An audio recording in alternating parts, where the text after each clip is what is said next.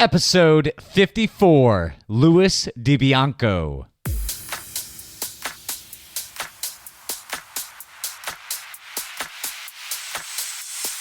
Welcome to Creative Success.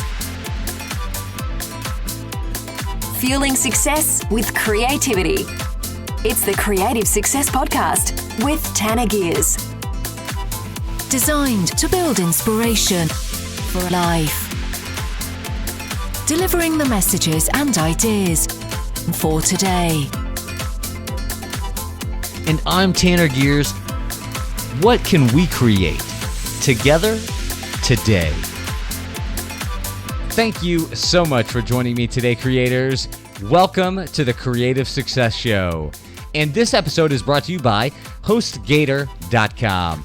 Isn't it about time that you got online? Did you know that over 40% of the world's websites are on WordPress? Because it's easy to use. And HostGator has those one-click WordPress installs and beautiful drag-and-drop websites, meaning if you can drag files into your recycle bin, you can create a beautiful website. And if you're really next level, needing a 1-800 number, they can set you up with that as well. They've got it all over there, but for me, it's really about that 24/7, 365 customer and tech support. Their team is next level, and when it's 2:45 in the morning, something goes down and you need someone to reach out, someone to support you. HostGator has got you covered. They are official, and you can get 40% off your entire web hosting package right now just by starting at HostGator.com/Tanner. And creators, I've got a favor though. If you're enjoying the show, if you love listening just as much as I love producing it, it would really mean a lot to me and really help the show if you would subscribe. We're on iTunes, Stitcher, Google Play. Of course, we're at CreativeSuccessShow.com, but if you would search Creative Success, either in iTunes, Stitcher, or Google Play, I'll be the first podcast to pop up. And if you would subscribe, it would mean the world to me. It does a lot for the show. It makes other people find the show easier. It helps us spread the message, and it really helps grow the community of Creation Nation. Growing up in New York can mean a lot of different things. It's not always in the city, but for today's guest, it was. And deep in the Bronx. There on the edge of violence was where he began developing his skill for storytelling. He continued developing that skill, refining it, and ultimately building a career from that platform, storytelling. His career spanned the classroom, both as a student and a teacher, from the stage, the small screen, and on that big one. Today, this career continues as an actor, and most recently, though, he's launched his podcast and website, Change Your Story, Change Your Life, which can be found at ChangeYourStoryPodcast.com. Luis DeBianco, thank you so much for joining us today on Creative Success. Hey, Tanner. That was a beautiful introduction. Thank you. You're so welcome. It's well-deserved, and it barely skims the surface. So, besides that background, who is Luis DeBianca? Tell us a little bit about yourself.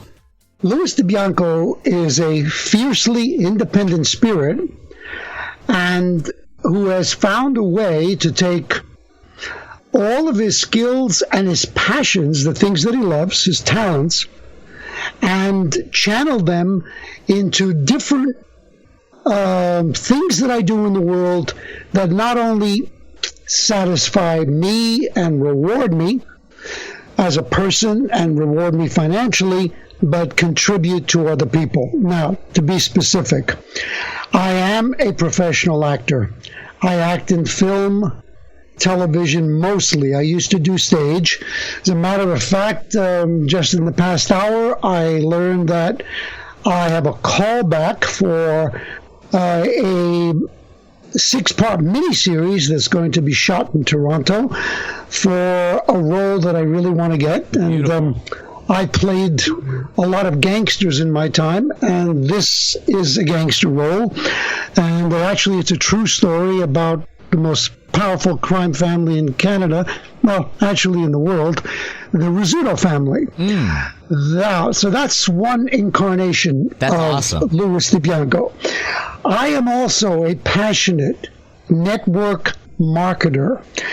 And network marketing has not only enriched my life financially, but it's given me the breathing space to enjoy my acting even more. Wow. Because I earn a substantial residual income from network marketing. As a result, I'm not a desperate actor who must get the role. So when I audition, I'm having fun, I'm relaxed, and as a result, I end up getting more work. And my area of network marketing is health and wellness. As a matter of fact, I don't know if you know this, but you as an athlete, one of the demographics that I serve a lot are people who are professional athletes or people who want to really take their athletic performance to a much, much higher level. As well, I am a person who teaches storytelling for business. How can you use all of the principles of dramatic communication to not only make your communication more riveting, but make it more authentic and impactful, and therefore it will ultimately lead to you earning more money. Does that begin to explain some of my colors? You are quite the multifaceted being, absolutely. And I think that we both had our first jobs when we were first starting to work. We're in sales. Do you think that sculpted a little bit of who you are and this kind of storytelling platform? Absolutely. My first job out of high school was door-to-door selling magazines on the streets of Brooklyn. And we used to cold call. We used to be taken to a territory every single morning by a manager, and then they would just throw us into the field and say, knock on as many doors as you can, and we'll regroup at the end of the day and see how you did. And man, the only way you got people's attention, the only way you got them to open the door and to trust you was to be charming and tell a damn good story. I love it. And so that was your training, right? That sounds like there was no real formal training. You were kind of self-taught in that respect. Well, you know what? That certainly helped, but the real training, I think, goes back to the fact that I grew up in a Bronx that was extremely violent. I grew up during the gang era. I mean, we had colorful gangs. Gangs that, well, some of them have been, have gone down in history and on film. There was a gang called the Fordham Baldies. And the Baldies were a major piece of work. I mean, that gang they weren't only young. Some of the people in that gang were older men, but it was really a training ground or a finishing school for organized crime. And there was also a gang called the Italian Berettas, the Red Devils, the Young Sinners. And I was a kid, as a teenager, who looked tough. I looked like the guy who would hang out with the Fonz. I had the pompadour. I had the square back haircut. I wore the motorcycle jacket with, painted insignia on the back. Wow. I wore the tight jeans. And the Garrison belt. But you know what? That was a facade. That was the persona that I was wearing to be accepted on the street. But not only that, I kind of looked up to these guys because I thought their world was so cool. But another part of me, the part of me that allowed me to survive and thrive, was a person who lived in his imagination, a person who loved to read, a person who loved books. I was a good student. But those two worlds didn't seem to fit. Like, how can you be a gang member and be a good student? Right. They seem to be at odds. So, as I walked to school every day, I used to have to go through gang territory. And I would often meet the guys from the neighborhood. Not only talk to them, but sometimes they'd want to get confrontational. And quite frankly, I wasn't a fighter. I was a guy who lived, like I said, in a world of fiction, of creativity. But here's what I learned. One day, one of these guys I heard through the grapevine was angry at me and he wanted to challenge me to a fight. And I said, whoa, this will be interesting. I don't know the first thing about street fighting. So I was very anxious. Well, the moment came when he approached me, and what I began to do was talk to him. And I don't remember what I said, but I know that I made him laugh, which made him relax. And suddenly, the guy was listening to me, and he was kind of enthralled. Guess what? We never had a fight. We actually formed a bond. And I think it was at that moment that I realized, you know what? My ability to talk, my ability to engage, to tell a story, and to charm people with my stories is my survival mechanism in this violent world. And I think that was the real spark for... Listen, I developed my storytelling skills so that I can not only navigate through the Bronx safely, but that I could eventually get out of the Bronx and go on to a more creative and exciting life. We're talking with Luis DeBianco from ChangeYourStoryPodcast.com.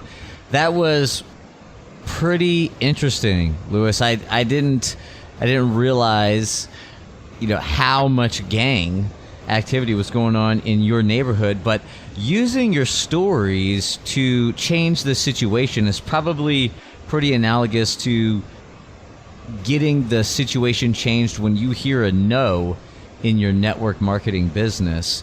How did you get started in that? How young were you? Tell us a little bit about getting started in network marketing. Well, network marketing is fairly new to my life. I mean, I was first introduced to it about 15 years ago, but I don't really count that because I didn't know what it was. I didn't understand it.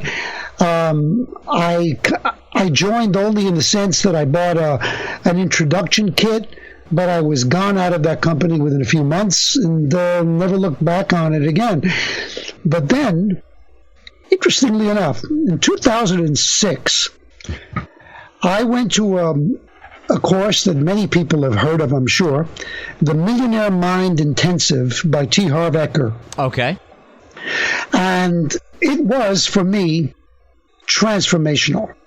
It was 3 powerful days that got right under my skin and made me recognize, wow, there's a whole world inside of me and outside of me that I want to explore, and I can do that if I develop myself and really take personal growth seriously. Oh, I love it. So, from that course, I made a bigger commitment.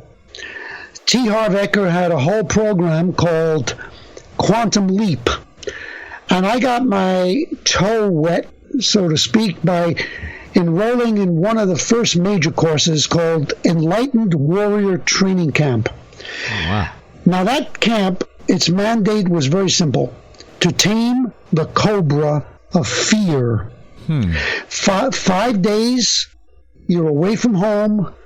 We were in the woods, in the Catskill Mountains, cut off from the internet, cut off from telephones, working intensely with groups of people, and every single day they're putting physical, emotional, and spiritual fear in your face. Wow. Now, I left that course. I went in a hypochondriac. I came out and never worried about my health again. But while I was there, one of the students was a man named Drew Berman, and we connected and became friends. And Drew was already a successful network marketer. And like a smart network marketer, he began to follow up and do what is called a drip campaign with me. Every couple of weeks he would phone me. He was living in New York. He'd phone me in Toronto, and he'd say, how are you doing? You know, it's great to talk to you again. And then he would find a way to introduce his network marketing products, which happened to be in the field of health and wellness. And I would find a way very nicely or not so nicely to tell him, not interested, don't want to know about it.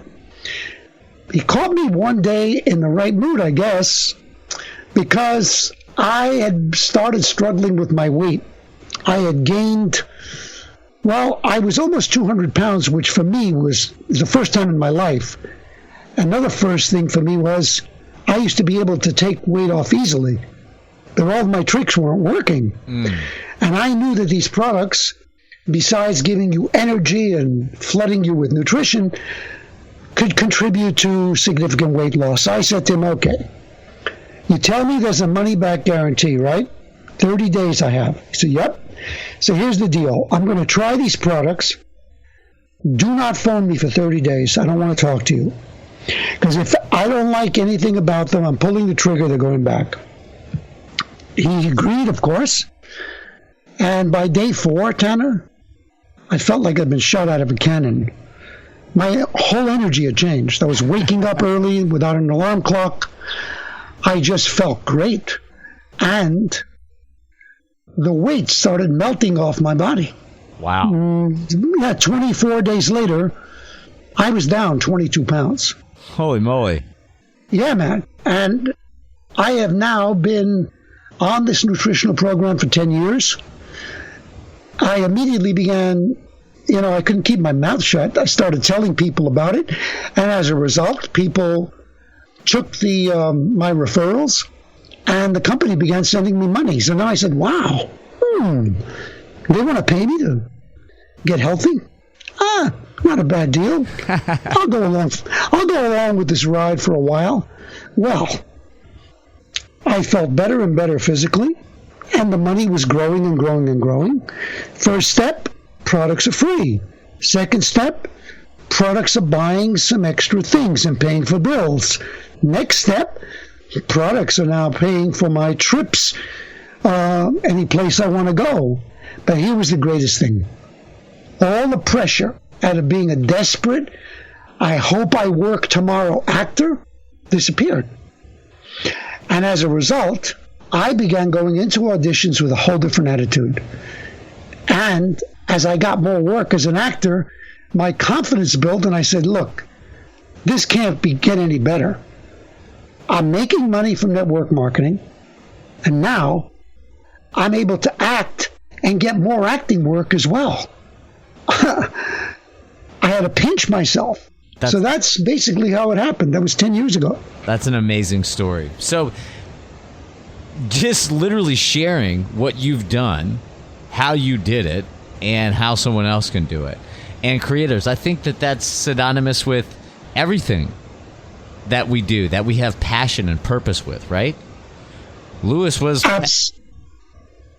Go ahead, yeah. Yeah, Lewis was passionate about him losing weight, and he wanted to share that with other people. And he had a viable product, sold it. Lewis is captivating audiences from the other side of the camera, and thereby he's now getting more work. What is inside you that you can create and share and positively impact the world, creators? Think about that. For Lewis, it's telling stories. So, Lewis, tell us a little bit about your role in becoming an actor. Like, how did that all happen? Oh, man, that's great. I got to tell you, I never, as a kid, dreamed of being an actor. As a matter of fact, I was always very nervous, and if I had to get up, well, I had no problem getting up in front of people in social situations. But if it was a professional, structured thing like getting on stage, I was terrified.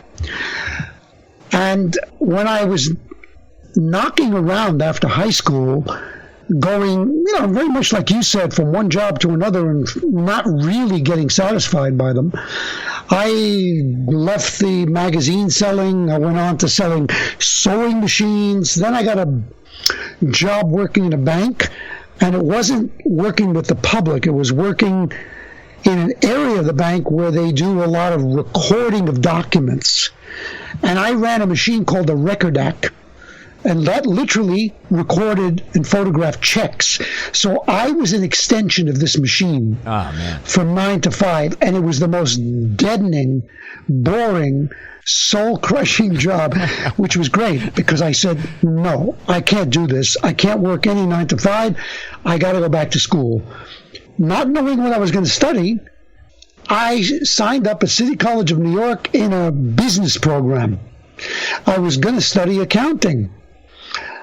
Interestingly enough, it's a full 4-year university, 4-year college, so we had to take a lot of elective courses. And what happened? The courses that lit my fire were creative writing and literature. When I studied those, it was like breathing. So at the end of 2 years, when they said, okay, choose your major, will it be advertising, marketing, accounting? I said, you know what? None of those. I am going to apply to the other campus uptown, and I'm going to study English literature, which is what I did. When I got there, the first thing they do is they make you study different genres of literature. So I had to study the novel, had to study poetry, had to study the essay, and of course, dramatic literature. Well, when I started reading plays, I could not get enough of them. I took a whole year of Shakespeare. The course that really drove me, just made me sing and dance, was the development of modern drama. And while I was in that class, I kept feeling it's wonderful to analyze and discuss these plays, but that's not enough. I want to take it a step further. I want to make these plays live. How can I do that? I started going to student productions at City College, and the people performing in those shows were some of the best actors I've ever met. And that was like my addiction. When I saw what they were doing, I immediately found a professional acting school in New York called the Herbert Berghoff Studio. It's still there today, and the teachers at that school are some of the most prestigious professionals on the planet. I mean, some of the students that went through there, I believe Dustin Hoffman even spent a little bit of time there. I got to study with a very famous actress for a while named Sandy Dennis. She was in Who's Afraid of Virginia Woolf, the movie with Elizabeth Taylor and Richard Burton. I got to study with another wonderful actor named William Hickey, who was in a film called Prizzi's Honor with Jack Nicholson, and other well-known people. So once I did that, I was addicted. I just knew somehow this must remain part of my life forever. And while I was studying there, I met a fellow student. I connected with him, and I said to him, why don't we put together a one-act play that the two of us can do and find a venue that will allow us to do it for a real audience here in New York? And we chose a play called Rats. That's right, Rats, R-A-T-S, by Israel Horovitz, and I played a rat from Harlem, and he played a rat from Connecticut, from the burbs, who had worked his way down through the sewers to Harlem to meet the legendary rat named Jebby. That was me. And by the end of the play, we have a life and death struggle, and he was trying to take over my kingdom, and he failed.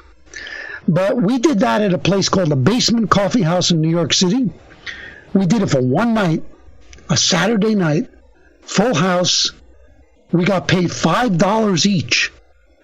But Tanner, at the end of that performance, the audience shot to their feet they went wild over what we had done.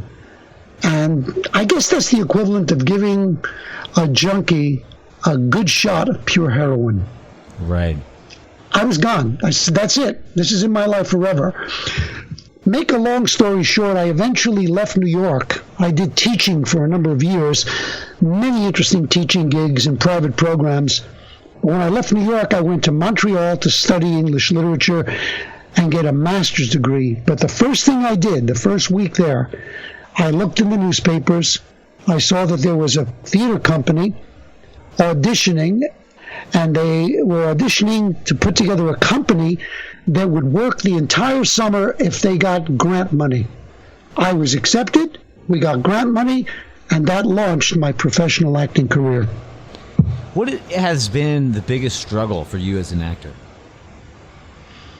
Self-doubt and insecurity and wanting the sure thing, wanting the secure, steady paycheck. That's been a real struggle for me. And the way I dealt with it well in Montreal. I started after I got my master's degree. I got a couple of really good teaching jobs. And I was teaching dramatic literature, eventually got to teach acting. So now I was teaching the thing that I loved. And in addition, those jobs were flexible enough so that if I got a really good acting gig, I had some leeway. I could leave, I could go, and I could audition, I could rehearse. As a matter of fact, I got a teaching job at a place called Vanier College, and during the same time, I was accepted to a company that was working in another city, in Ottawa, the National Arts Center, and I got to go a couple of days a week to leave Montreal and drive to Ottawa to do rehearsals for a show that we eventually toured around Canada, took around the world, to France, to Belgium, to Scotland, to the Edinburgh Festival, etc. But that was the biggest struggle, like being worried about, will I be able to pay the rent? And like I said, today, that's no longer an issue because of network marketing. Well, I love the being creative, where you are picking a vocation, teaching, that enables you to do and teach what you love, with the flexibility of being able to pursue and progress the dream of being an actor, and now have also incorporated in a new stream of income through network marketing, so that it sounds like you don't even teach anymore. I actually don't. I do teach. I will teach and coach business people because there's a lot of flexibility there. But I used to teach at York University in Toronto and also the University of Toronto in their acting programs. But I stopped doing that in the late 1980s, and I haven't needed to do it since. The other thing about film is that film is, if you get a decent gig, it pays very well. And with network marketing, I'm working for myself. So if I get a gig that requires my presence on a film for a week, 2 weeks, a month, I don't have to answer to anybody. I just go and do it, while the income continues from the network marketing. So it is the best of both worlds, yeah. That's amazing. And, well, I'm sure that creators are wondering, what would you recommend if someone who wants to get in film? You know, what are the first steps? I mean, I would imagine you probably have to move to LA or New York, or in some like place like where you're at in Toronto, which allows you to be close enough to these opportunities. Or is it about getting connected with the right people, getting an agent? How should one best break into the industry who's just getting started? Well, I know a lot of people are attracted to the glamour.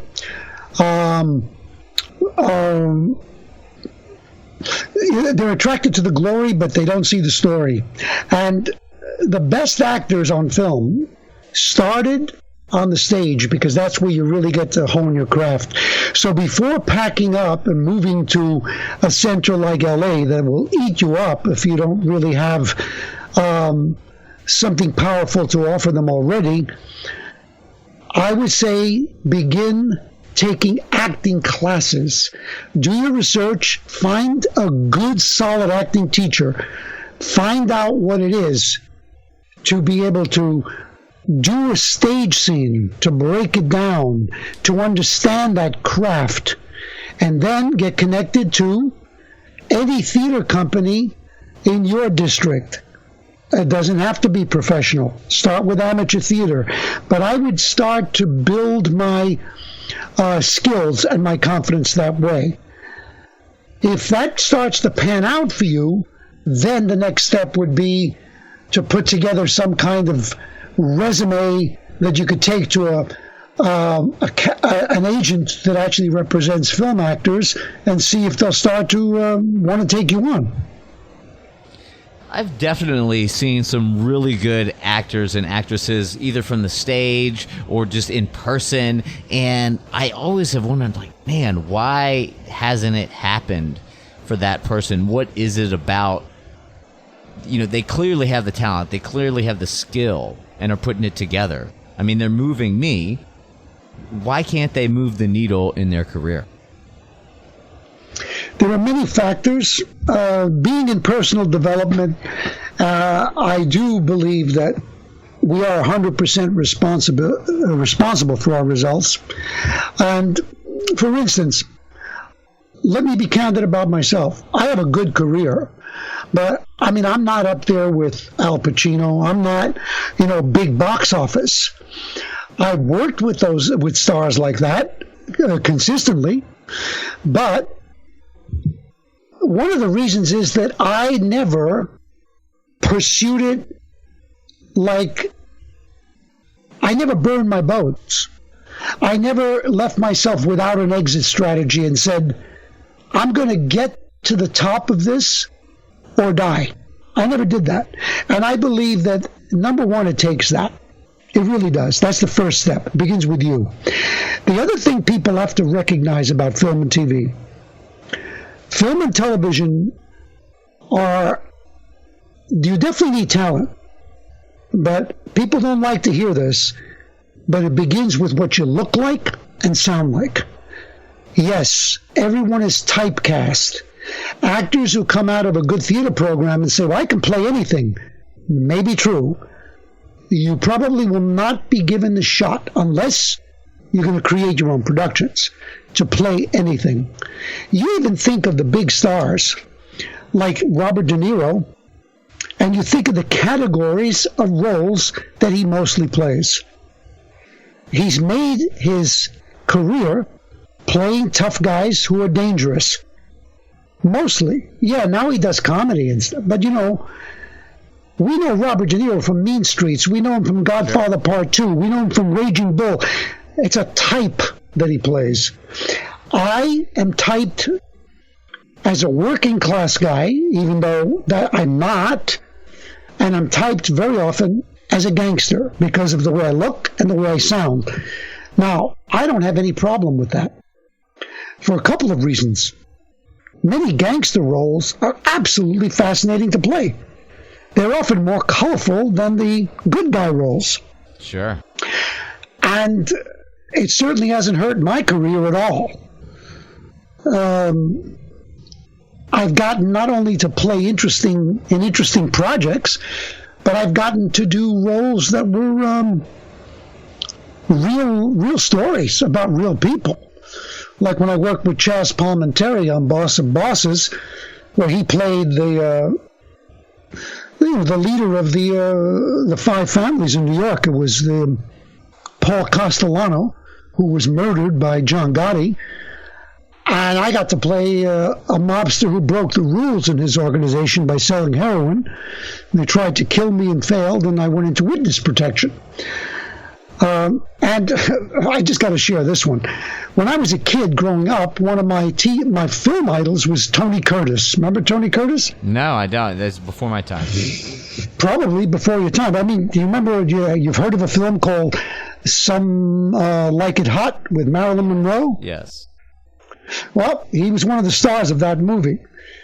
He was in major Hollywood films. Anyway, I got to be in a film with him where he played Sam Giancana, who was a powerful Chicago mob boss, and I was his right-hand man. So a lot of it is the typecasting. People get frustrated by that, and a lot of them will just get so frustrated they'll give up. Women have to face that as well. I mean, if you don't have a certain look that's in demand today, then you're not going to get a lot of auditions. Right now, for instance, I audition once in a while for some good stuff, but there's a lot more work happening in Toronto that I'm exposed to because most of that work is looking for people in their mid-20s, who can be in a deodorant commercial because they're pretty. So Go ahead. I was going to say, so you got to have the mindset, right? You've got to have the look. That look that you have has got to match up with what the producers are looking for, right? So, but what do we do? What has been an effective strategy for you? I know you talked about being relaxed, you're being carefree, you're not really concerned about the result or the goal, which is to be on more programs, to be in more shows. But I love how you focus on the moment and just enjoy yourself in that audition.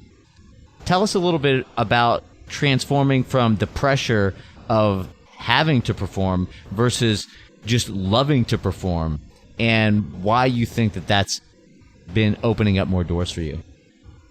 That's a great question, and it really is the secret. That's the secret, my friends. If you can't master that, if you're going to go in with being needy, where you're needy, you're going to communicate that energy, and you will not do well. You won't take chances. Your neediness will fill that room. They'll know it. They'll smell it on you. It's like a scent, and it'll push them away from you. So for me, it definitely goes back to having the financial security, if you like, to know if I don't get this job, it's okay. Even the role I'm going back to tomorrow for, okay? This is a big role. It's basically, I'm going to say when I get it, I'm going to be playing the father of Vito Rizzuto, who was one of the most powerful gangsters, not only in Canada, but in the world. And I know that it's a 6-part miniseries, and yet, after the first audition, I was able to let it go. I was able to let it go and just say, you know what? I gave a great audition. Maybe they're looking for a different physical type. I can't control that. I'm not going to worry about it. Right. Now, to tell you how important it is, I think you'll like this story. Last year, I got an audition for a gangster role in a TV show called Rookie Blue. And it does play all over. It plays in the United States. Most of the leads are young. They're young cops. They're young female and male cops in their late 20s, early 30s. And I got called in to play a really cocky gangster who ran a cafe in Toronto. But he was also, involved in some pretty heavy stuff. And he had committed a crime, but he was very cool. And when the cops are talking to him, he plays with them. He just toys with them. When I read that script, I go, oh my God, I can do this asleep. Now here's something that I did in the audition that I would not have done if I was desperate and needy, because it was taking a chance. I went to the audition, I looked around the room, I noticed all these actors buried in their scripts. They're all, I got to get this, I got to get this, I got to get this.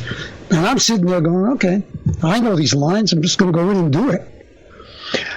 I went in and I did the reading and I knew that I had nailed this audition. And now I'm in the room with the director, the producer, the casting director, and the young man who was the reader reading opposite me. The protocol, Tanner, is you do your audition, you thank them, and you leave the room. Okay? I stood there and I decided I'm going to stay in character.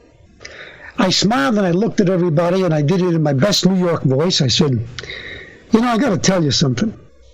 On my way over here when I was driving, I said to myself, what would I tell you if you asked me why you should hire me? Well, that got their attention.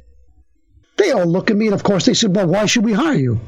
I said, because when you hire somebody as good looking and as talented as me, you're adding panache to your show. Well, the reader's mouth dropped open. He thought I was crazy. The casting director starts laughing and she starts writing. She says, that's great. I'm going to write it down. I looked at her and I said, you can write it down, but if this ends up in the script and I'm not in the show, there's going to be trouble. The director is laughing and laughing, and then he made some comment about the mob, and I turned to him and I said, I looked at him and I said, my friend, his name is David. I said, David, you and me, we're going to have to talk. You got to understand the family a little bit better. And I left the room. They not only gave me the role, they expanded it, and I got an extra day's work out of it. Wow. That is awesome. You're right. Because I didn't care. I cared, but I knew. I said, look, they want to see a cocky mobster. Right. I'm going to give them a cocky mobster. Right. And just a way to separate yourself from the crowd, to be bold and to be, to really just express yourself in the role's fullest capacity. That is so cool. And you're right. You would not have done that, most likely, if you were nervous or needy for that role. No. As a matter of fact, I came home and I phoned my agent and I told him the story. And, he laughed because he knows me, but I'm sure he even thought, wow, it's pretty ballsy. Well, sure enough, a couple of days later, he called me and said, well, you got the role. That's awesome. That's awesome. Yeah, so it was great. How should, for like a young actor, we definitely or actress, we have to refine our skills, right? We have to work in that mindset. We have to practice, and really let go of the neediness for hitting a role. But is the next step finding a good agent, or is it just being everywhere? What is it to really put some rubber to the road? You've got to have a good agent because, look, the way this business is structured, that's one of the things I never liked about the business. I'm a person who likes to have control over his destiny and his future. I'm going to mention network marketing again. Network marketing gives you that in the sense that you decide, how much do you want to earn? Do you want to earn $1,000 a week? Or do you want to earn $10,000 a week? Whatever you decide, if you put the action behind it, you can have it. In acting, I don't get to audition for anything unless the casting director and the agent have a conversation and the casting director agrees on the submission that the agent has made on my part. That's it. I can't just say, well, this project is happening in town. Let me go talk to the casting director, because they're not going to talk to me. They're going to talk to the agent. So you have to have a good agent. But that being said, any agent worth his or her salt will not take you on unless you have something to show, some experience, at least some stage experience. And here's a warning. You'll see ads for agents that they're advertising. They say, you come, we'll take you on, we're going to train you, and we're going to guarantee you that you're going to start getting some work. They're not totally con jobs, but what they're doing is they're getting you into a training program that you have to pay them for. And you must know this: a serious agent does not take any money to represent you. There's no money exchanged. They only get paid after the audition. If you get the role, they get a percentage. So if you're in a situation where you have no experience and you say, wow, I found an agent that, they're going to train me for 2 months and then they're going to get me pictures and resumes and all that stuff, and I'm going to go out and probably get some work. They'll get your auditions, but I'm sure it's going to happen after you've spent $2,000 or $3,000. It's not the way to go. Wow, interesting. And that is so enlightening, the role of being an agent and being in that shoes of an actor and figuring that out. What are typical commissions for agents? And I'm sure it fluctuates, but what's typical? 15% here in Canada. I think it's less in the United States. And, 15%, they earn that. I mean, like when I get this miniseries, he'll definitely have earned his 15% on that because he'll negotiate everything, the terms, my rate, do I get a driver, do I get what kind of accommodation do I get on the set, what kind of billing do I get front-end billing, etc. That's all the agent's work. Wow. Luis, I so appreciate all the knowledge that you're dropping. It's been awesome getting to know you, to hear your story about growing up in the Bronx, becoming a teacher, becoming an actor, freeing yourself financially, getting creative with your job, your career, transitioning into network marketing, and even freeing up your availability to do what you love even more. If there's one thing that you want creators to take home, what would that be? Can there be two things? Yeah, shoot. Yeah, go ahead. Well, one thing is from the world of personal development. It's not for nothing that I created a show called Change Your Story, Change Your Life. The more I invest in personal development, the more I discover and really understand that every word that you speak to yourself on an ongoing basis, minute to minute, is only a story. Your life is made up. You may say, well, these circumstances are my truth. Look at Tanner's life. His circumstances would have stopped most people dead in their tracks. His circumstances to many people seemed insurmountable. He created a different story, which allowed him to succeed. So that's one of the most important things. If you don't like the results you're getting, look at how you're talking to yourself. Think about this. If other people spoke to you the way that you speak to yourself, would you hang out with them? Right. In many cases, the answer is no. The number two thing is just about storytelling itself, guys. Storytelling is not some esoteric, creative, separate thing that some talented people do. Every day that you go out into the world, you are communicating. And to the extent that you're a good and strong communicator, that's the extent to which you are a good storyteller. So I would definitely encourage people to start thinking about, how do I open a conversation? What's the first thing that comes out of my mouth that I can use that will immediately grab attention? And then, how can I vividly paint a picture for people so that they continue to listen to me?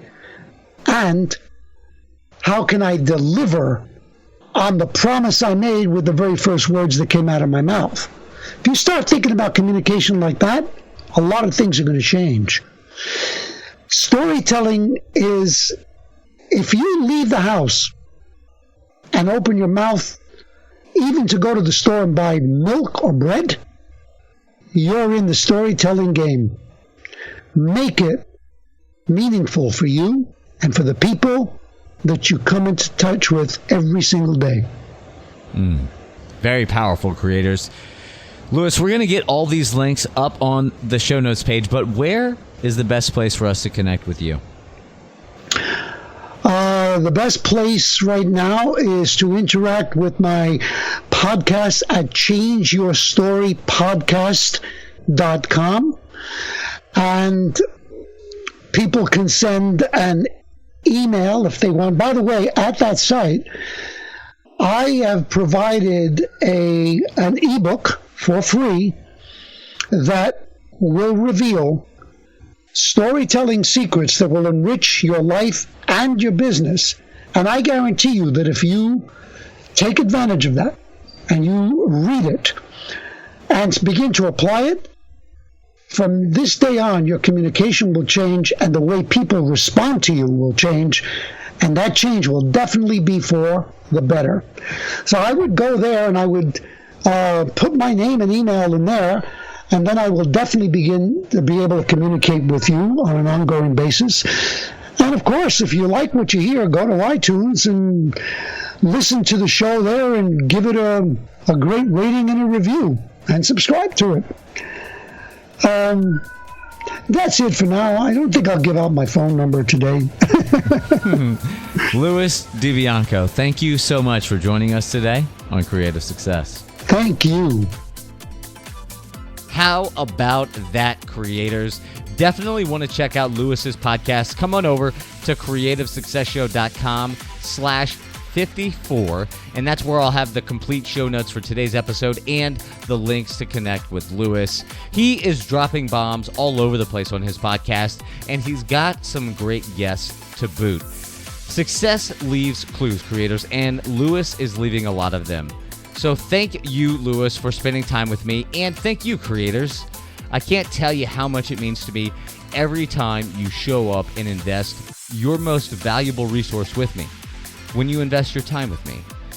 And I would really appreciate it if you enjoyed this episode, if you would just subscribe to the show. You may have been listening to a few episodes here and there, but subscribing really goes a long way.